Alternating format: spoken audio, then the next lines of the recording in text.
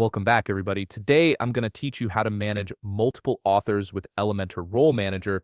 If you're running a WordPress site with several contributors, controlling who can access and edit with Elementor is essential for maintaining your site's design integrity and workflow. Let's jump right in and get this sorted. First, log into your WordPress dashboard.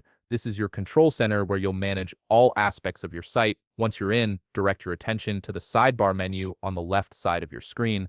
From there, click on Elementor. This will open up the Elementor menu options, giving you access to various tools and settings specific to the page builder.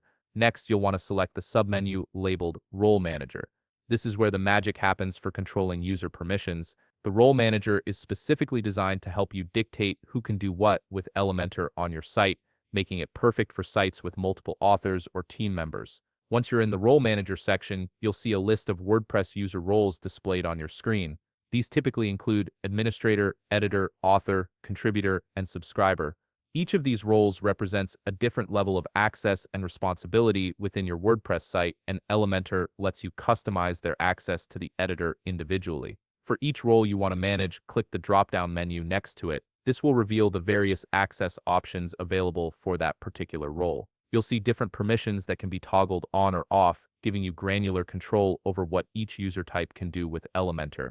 Now, if you want to block a role from accessing the Elementor editor entirely, look for the box labeled No Access to Editor. Check this box and it will completely block users with that role from editing or accessing any Elementor pages. This is particularly useful if you want authors or contributors to create content but not mess with your carefully designed page layouts. After adjusting the settings for each role, take a moment to review your access settings. Make sure you've configured everything the way you want it for all the roles you need to manage.